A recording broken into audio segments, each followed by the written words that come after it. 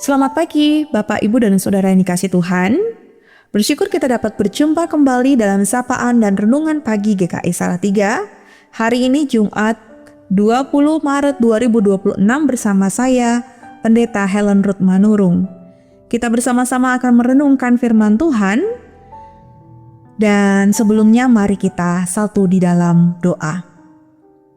Bapa dalam surga, Allah yang Maha Kasih, Tuhan Pencipta langit dan bumi dan segala isinya. Kami mengucap syukur atas pemeliharaan Tuhan yang sempurna dalam hidup kami. Sehingga pagi ini kami boleh bangun dalam keadaan yang sehat, dalam keadaan yang baik. Dan dalam segala berkat-berkat yang Tuhan sediakan sepanjang hari ini, kami mau mengucap syukur atasnya. Dan saat ini Bapa, ketika kami akan merenungkan sebagian dari firman Tuhan, biar Roh Kudus menolong kami, memimpin kami dengan hikmat-Mu, supaya kami boleh mengerti akan firman-Mu dan juga digerakkan oleh Roh Kudus untuk melakukan yang baik sesuai dengan kehendak-Mu. Hanya di dalam nama Tuhan Yesus Kristus kami berdoa. Amin. Saudara yang dikasih Tuhan, kita akan merenungkan firman Tuhan dengan judul Hati yang Rusak, Bumi yang Terluka. Firman Tuhan yang menjadi dasar bacaan kita diambil dari Yeremia pasal 17 ayat 9. Yeremia 17 ayat 9. Betapa liciknya hati, lebih licik daripada segala sesuatu. Hatinya sudah membatu, siapakah yang dapat mengetahuinya? Saudara yang dikasih Tuhan Yesus Kristus, satu kutipan ayat Alkitab ini yang disampaikan oleh Nabi Yeremia sebenarnya tidak sedang berbicara tentang lingkungan, tetapi sedang berbicara tentang hati manusia. Namun, justru disinilah akar persoalan ekologis itu ditemukan. Alkitab dengan jujur menyatakan bahwa hati manusia telah rusak oleh dosa, licik, egois, dan cenderung memikirkan diri sendiri.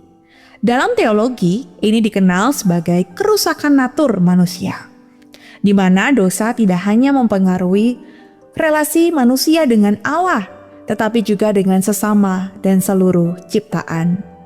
Karena hati yang rusak, manusia menjadi serakah terhadap sumber daya.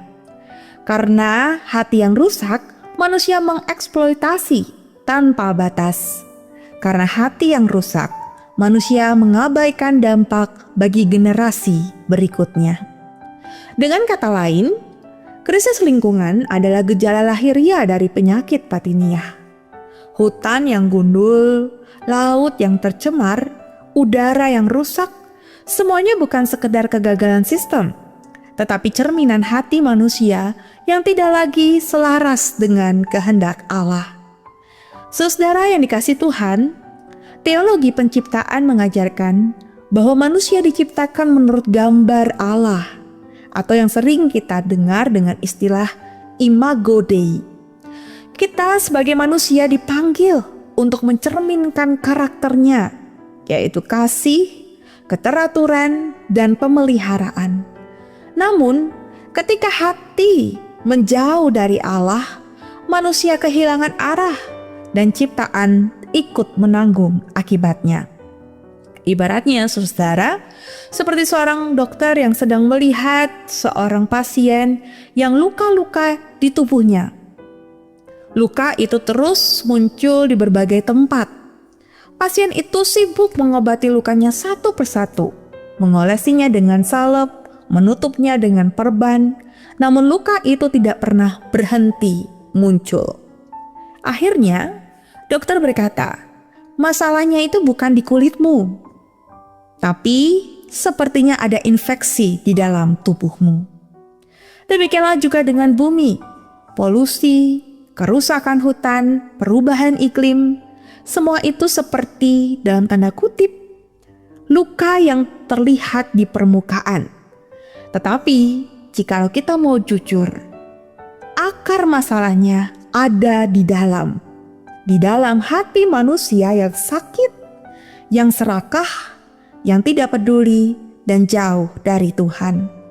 Selama hati tidak dipulihkan, maka luka-luka itu akan terus muncul dan bentuknya berbeda-beda.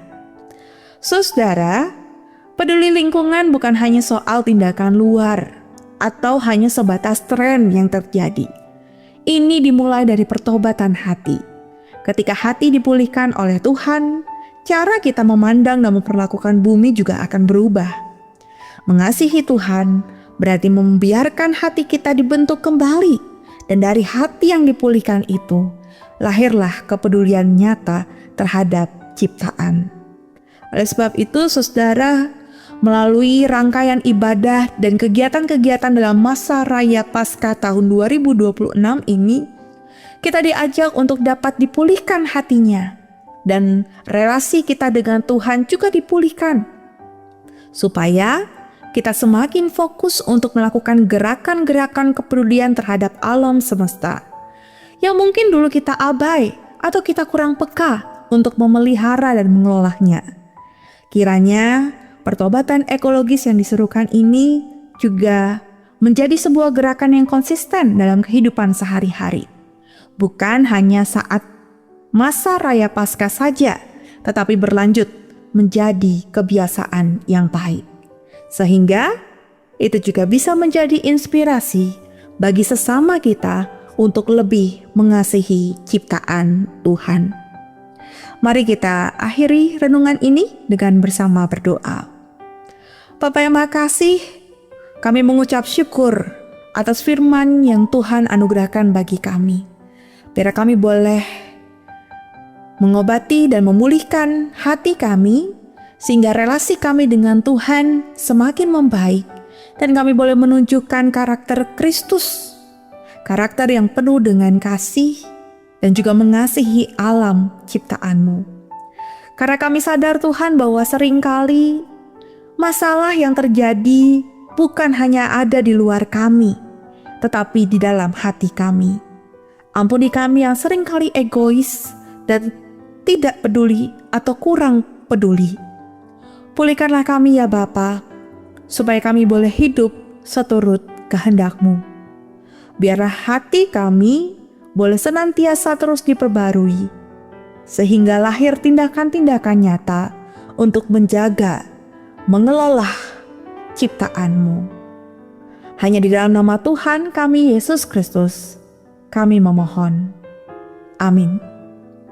Saudara yang dikasihi Tuhan, selamat pagi, selamat melanjutkan aktivitas, dan selamat terus berproses dalam pertobatan ekologis. Tuhan Yesus memberkati.